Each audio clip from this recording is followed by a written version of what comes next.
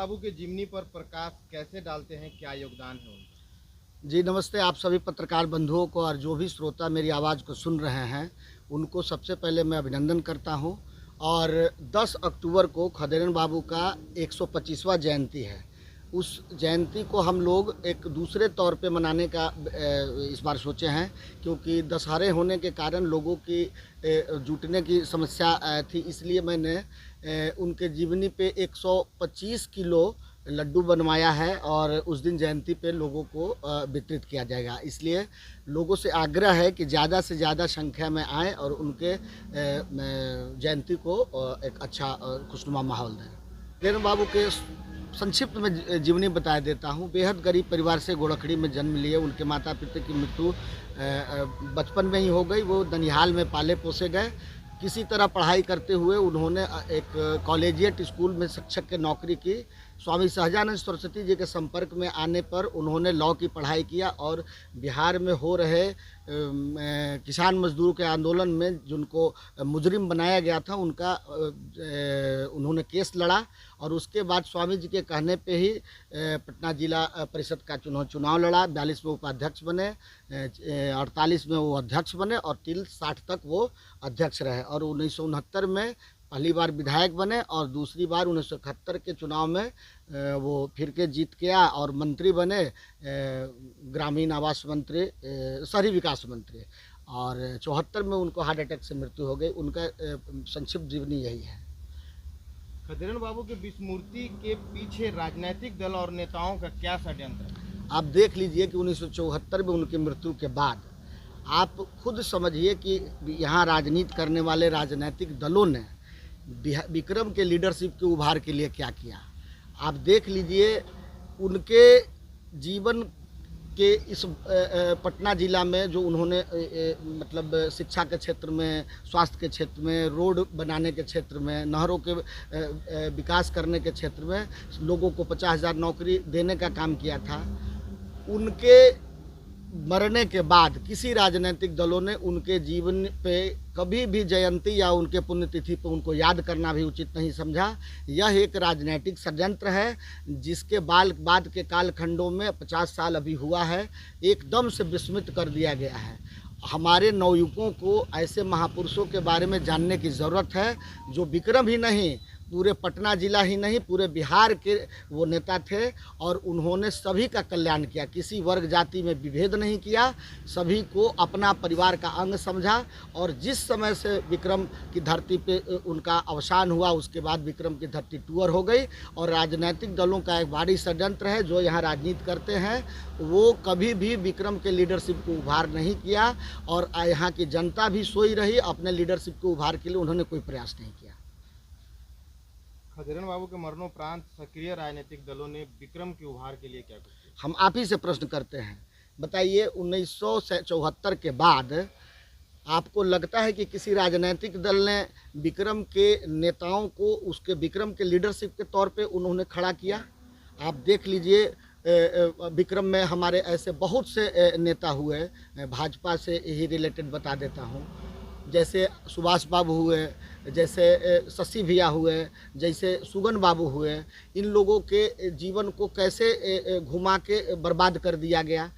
3 लोगों को राजनीतिक क्षेत्र में उतारा भी गया, रामजन्म शर्मा जी को, उषा विद्यार्थी जी को और दूसरे पार्टी से आए अनिल जी को भी। मगर देख लीजिए किसने चक्रव्यूह में फंसा के विक्रम और पालीगंज कर के इन लोगों का जीवन बर्बाद कर दिया गया।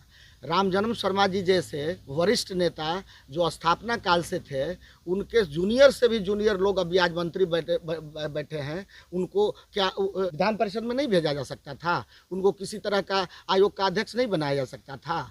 उसी तरह उषा विद्यार्थी जी को देख लीजिए, कभी एक बार पालीगंज से टिकट दिया गया, फिर उनको हटा दिया गया, फिर एक बार रामजन्म शर्मा जी को दिया गया, हटा दिया गया। कभी भी उनको जीतने के लिए टिकट नहीं दिया गया। 10 दिन पहले किसी को टिकट दीजिएगा, वो चुनाव क्षेत्र में जाके क्या करेगा? पालीगंज में पिछले बार रामजन्म शर्मा जी को उसके बाद दिया गया था, 10 दिन पहले टिकट दिया गया था, सिर्फ कोरम पूरा किया गया था। इसलिए आप देख लीजिए विक्रम के राजनीति करने वाले लोगों को सभी पार्टियों ने ठगा है, उसके लीडरशिप को खड़ा नहीं होने दिया है। तो दूसरे तरफ राजद में चलिए, राजद में राम सुहावन जी लालू यादव के यहाँ डायरेक्ट जाया करते थे, उनको कहाँ कभी मौका दिया गया। अब इन हर्ष मुखिया जी अभी जिंदा हैं, वो भी बहुत वर्षों से राजनीति कर रहे हैं आरजेडी का, मगर उनको भी मौका नहीं दिया गया। सुरेंद्र भैया, वीरेंद्र भैया, ये बहुत ऐसे लोग हैं जो राजनीति कर रहे हैं विक्रम में, मगर उनको स्थान नहीं दिया जाता है।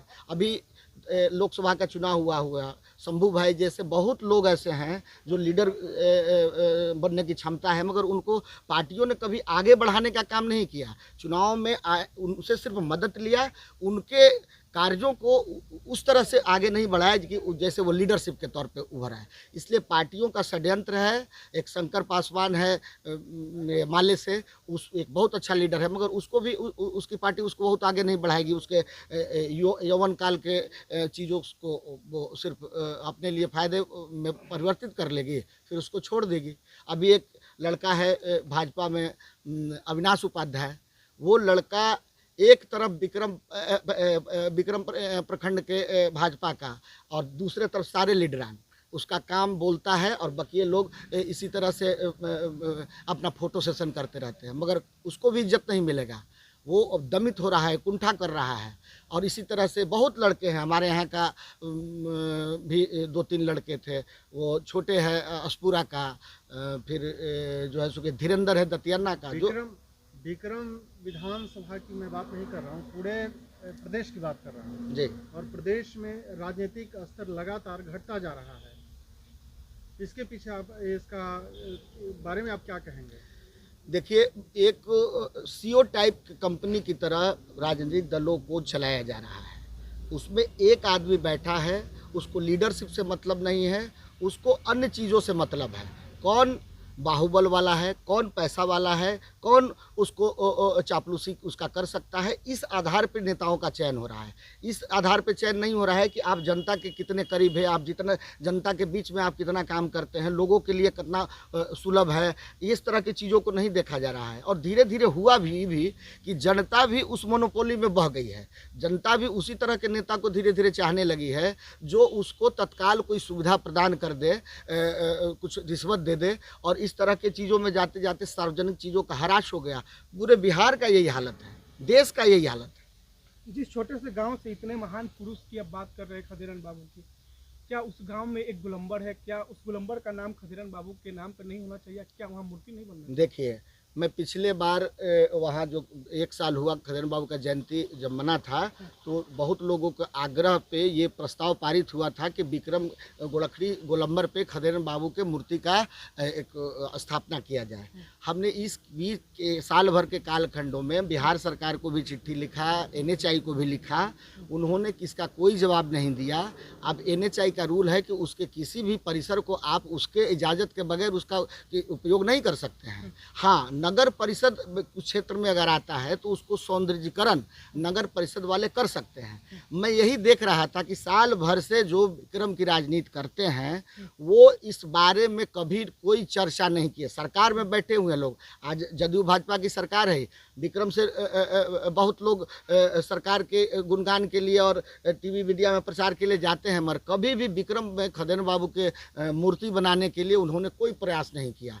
और मैं एक साधारण व्यक्ति हूँ, मेरे पास न इतना पहुँच है, न पैरवी है, न पैसा है कि मैं अकेले उसको खड़ा कर दूंगा, मगर ये वादा करता हूँ कि जब भी हम लोग सरकार में आएंगे इस सारी व्यवस्थाओं को दुरुस्त की जाएगी, उनकी मूर्ति यहाँ लगेगी।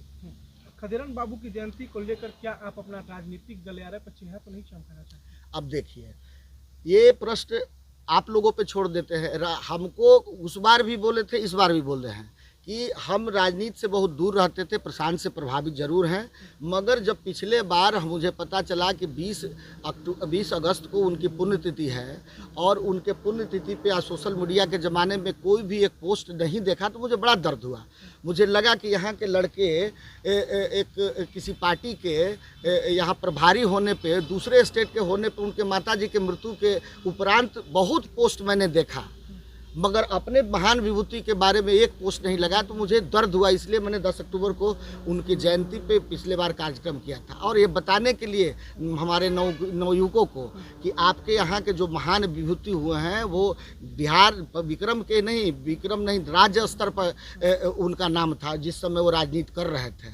और मैं आप लोगों के माध्यम से मांग करता हूँ बिहार सरकार से कि बिहार के सर्वोत्तम पुरस्कारों में जो है उसमें उनको शामिल करके उनको मरणोपरांत दिया जाए। खदेरन बाबू जैसे महान विभूति को, महान समाज सेवक को, महान बैरिस्टर को, महान मंत्री को, महान स्वतंत्रता सेनानी को, अब इससे बड़ा और क्या परिचय हो सकता है। स्वतंत्रता सेनानी से लेके मंत्री, बेहतरीन अधिवक्ता, इतने मल्टी डायमेंशनल पर्सनालिटी को जब आप इज्जत नहीं देंगे, उनको सम्मान नहीं करेंगे, तो आगे आने वाली पीढ़ियाँ कैसे याद करेगी। विक्रम विधानसभा जो चुनाव को लेकर देखते हैं जिस तरह से बाहरी लोगों का एंट्री कब से शुरू हुई? देखिए, इसको हम अभी एक लिटरल एंट्री के तौर पे बताते हैं। आप देख लीजिए, खदेरन बाबू की 1974 में मृत्यु हो गई। 77 के चुनाव में जनता पार्टी के तरफ से पहली बार कोई दूसरे क्षेत्र से यहाँ आके लड़े, उनका नाम था कैलाशपति मिश्रा जी। कैलाशपति मिश्रा जी का कालखंड विक्रम के लिए उस तरह से स्मरणीय तो मुझे नहीं है जो खदेरन बाबू के तौर पे देखते हैं, मगर हाँ कोई बुरा भी नहीं है। उसके बाद में फिर ये लेटरल एंट्री दूसरी बार 1995 में हुआ, जब सीपी ठाकुर जी को यहाँ से ला के लड़ाया गया। महान नेता है, आज भी उनको मैं साहब बहुत सम्मान करता हूँ।